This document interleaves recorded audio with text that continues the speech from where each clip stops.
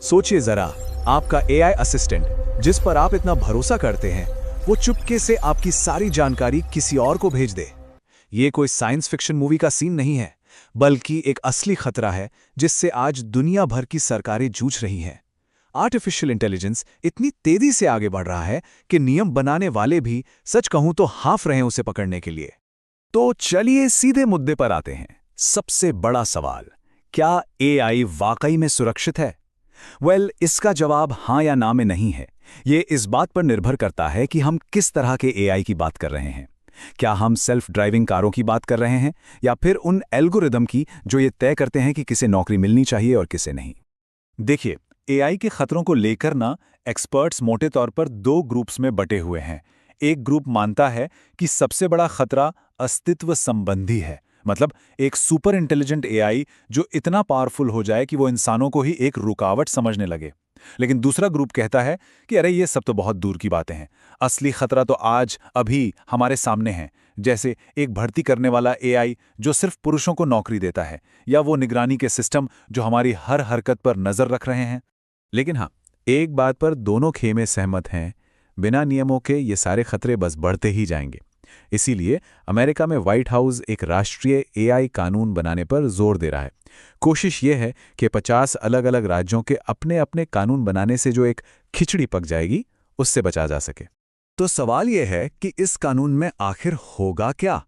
इसमें health care या न्याय व्यवस्था जैसे हाई रिस्क सिस्टम्स का अनिवार्य ऑडिट होगा, ये पक्का करने के लिए कि जिंदगी और मौत के फैसले लेने वाले एआई में कोई भेदभाव न हो। कंपनियों को ये भी साफ साफ बताना होगा कि कब कोई मशीन आपके जीवन के बारे में कोई बड़ा फैसला ले रही है, ताकि पूरी पारदर्शिता रहे।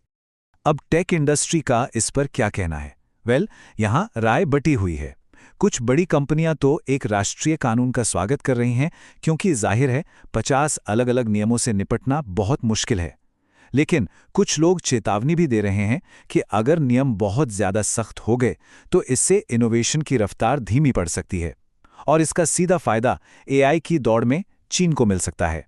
और जब तक ये नियम नहीं बनते एआई एक तरह के ग्रे जोन में काम कर रहा है, एक कानूनी वैक्यूम जहां कोई जवाबदेही नहीं है।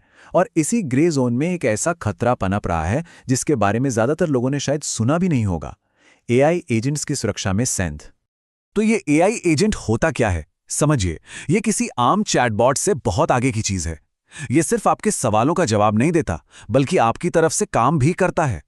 मतलब एक ऐसा असिस्टेंट जो आपके लिए फ्लाइट्स और होटल ढूंढकर खुद ही बुक कर दे। बस यही है एक एआई एजेंट। लेकिन यहीं पर एक बहुत बड़ी कमजोरी सामने आती है, जिसे कहते हैं प्रॉम्प्ट इंजेक्शन। होता यह है कि एक हैकर किसी वेबसाइट या ईमेल में कुछ छिपे हुए कमांड्स डाल देता है। अब जब आपका एआई एजेंट उस पेज को पढ़ता है तो वो आपके दिए गए काम को भूलकर हैकर के कमांड को मानने लगता है। मतलब आपका भरोसेमंद असिस्टेंट एक सिंपल सा ईमेल पढ़कर एक अपराधी का जासूस बन सकता है और आपकी बैंक डिटेल्स उसे भेज सकता है। और यही वजह है कि सिक्योरिटी रिसर्चर्स इतने परेशान हैं, क्योंकि इन कमजोरियों को ठीक किए बिना ही एआई एजेंट्स को लॉन्च किया जा रहा है। जैसा कि एक रिसर्चर ने कहा, यह तो ऐसा है जैसे बिना ब्रेक के सेल्फ ड्राइविंग कारों का एक पूरा बेड़ा सड़क पर उतार देना। चलिए, अब एक ऐसे मुद्दे पर आते हैं जो हम सबको परेशान करता है, एआई के इस दौर में बच्चों और कमजोर लोगों की सुरक्षा। जेनरेटिव एआई ने नकली चेहरे, नकली आवाजें और नकली वीडियो बनाना इतना ज्यादा आसान कर दिया है कि अब असली और नकली में फर्क करना लगभग नामुमकिन सा हो गया है। और फिर है गलत सूचना का सैलाब। नेताओं के डीप फेक वीडियो, झूठी खबरें पढ़ते हुए एआई न्यूज एंकर और सेलिब्रिटीज की नकली आवाज में स्कैम वाले विज्ञापन, ये सब आज की हकीकत बन चुके हैं। एआई इतनी तेजी से खतरनाक कंटेंट बना सकता है कि इंसानों की कोई भी टीम उसे समय पर नहीं हटा सकती। तो इसका कोई हल है? एक हल सुझाया जा रहा है, वाटरमार्किंग। यूनेस्को और कई यूरोपीय सरकारें ये कानून लाना चाहती हैं कि एआई से बनी हर चीज पर एक डिजिटल लेबल हो। ये एक डिजिटल स्टैम्प की तरह होगा जो शायद आपको दिखाई ना दे, पर यह साबित कर देगा कि ये कंटेंट किसी मशीन ने बनाया है, इंसान ने नहीं। लेकिन बात इतनी सीधी भी नहीं है। असल में ये एक तरह की हथियारों की दौड़ है। एक तरफ बुरे लोग गलत सूचना बनाने के लिए एआई का इस्तेमाल करते हैं, तो दूसरी तरफ सोशल मीडिया कंपनियां उसे पकड़ने के लिए अपने ही एआई टूल्स का इस्तेमाल करती हैं। ये एक ना खत्म होने वाली लड़ाई है। इस पूरी लड़ाई को लेकर दुनिया में कोई एक सोच नहीं है। अमेरिका, यूरोप और चीन जैसे बड़े देश इस समस्या से अपने अपने तरीके से निपट रहे हैं, जिससे एक बहुत ही बिखरी हुई वैश्विक तस्वीर सामने आ रही है। यूरोपीय संघ का एआई एक्ट देखिए, उनका फोकस नागरिकों के अधिकारों की रक्षा पर है।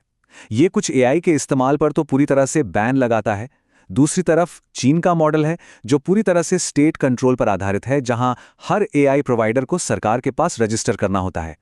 और भारत जैसे देश इनोवेशन को बढ़ावा देने के लिए थोड़ा हल्का फुल्का रास्ता अपना रहे हैं। और इस बिखराव का सबसे बड़ा खतरा क्या है? वो है रेस टू द बॉटम। मतलब एआई कंपनियां बस उन देशों में अपना काम शिफ्ट कर देंगी जहां नियम सबसे ज्यादा कमजोर हों। और ये एक ऐसी दौड़ है जिसमें आखिर में कोई नहीं जीतता और किसी की भी सुरक्षा नहीं होती।